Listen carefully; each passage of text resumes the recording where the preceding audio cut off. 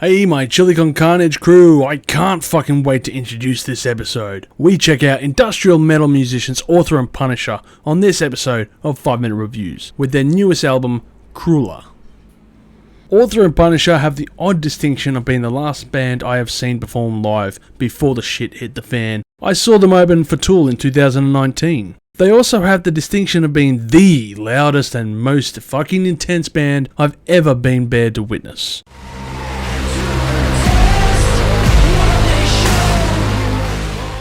Standing on the floor, and this music was blaring. The drums were so loud that I felt I had to almost leave at stages during his performance. It paired perfectly with the strobing lights that I can only imagine it would be similar to being on a battlefront in World War I during an artillery bombardment with the levels of decibels that was reached. I was left wondering if it crushed the air in my organs. With all this said and done, would I exert myself to such extremities again? The answer is a resounding yes. Author and Punisher is a one-man band created by Californian Tristan Schoen around 2004. His first albums came out in 2005 and 2007, called The Painted Army and Warcry, and are a showcase to his early evolution to his later works, such as his breakthrough album on 2018's Beastland. What makes this artist very interesting is of course his instrument.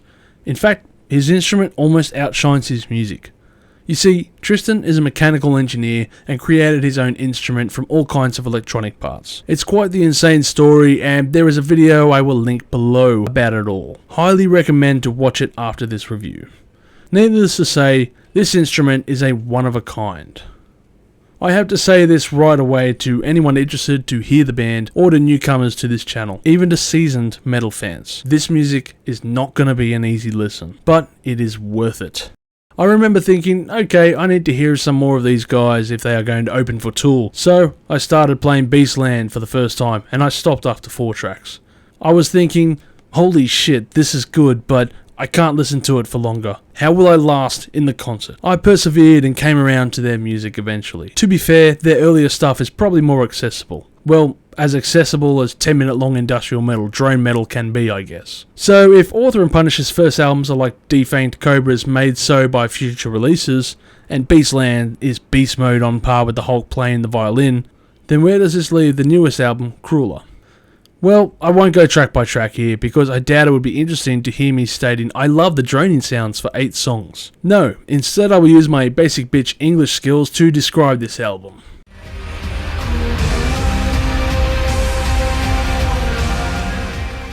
So, straight off the bat, this feels like a more upbeat album, especially in comparison to their previous release. However, it does mostly retain the same style of instrumental sound. When I describe their first song as strangely upbeat compared to their other material, keep in mind the irony, especially with the first song being called Drone Carrying Dread, and containing lyrics like, "Laser light upon my head, breath of air, you wind up dead."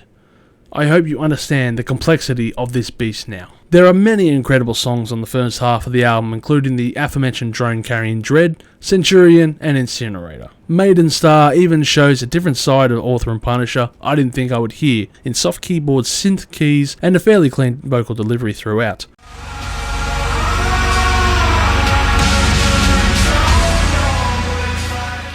I'm also surprised to hear a cover version of Portishead's song Glory Box. It has been morphed so much that it's barely recognisable to the original. It's like comparing Gerald Butler in 300 to the deformed Spartan Ephialtes. You know, the one who sells out the secret path in exchange for the orgy with the good old goat head. I mean, I would expect nothing less by the cover, but it took me by surprise when I had the "oh fuck, it's that song" moment. The second half of the album does have problems, however. Misery is a track that just doesn't work in my opinion, and although I spent a while stating that I was surprised to see Glory Box on here, I just don't care enough for the original song, let alone a cover version. But, like the old saying goes, the dread far outweighs the misery. Let's discuss the elephant in the room, and people drawing comparisons to 9 Inch Nails and Author and Punisher. I can understand this comparison, but the two are definitely not in the same realm. Author and Punisher has similarities to 9 Inch Nails, except Author and Punisher are much further down the industrial spiral. In fact, I would say the band Sun has more semblance to Author and Punisher in their sound. So what do I think of the album? Simply put, the album fucking kicks ass. It's as heavy as before, but with more melodic parts in the tracks, and it pays off. Overall, I'm going to give this album 1,500,000 chilies on the spicy scale, with standout tracks being Drone Carrying Dread, Maiden Star, and Centurion.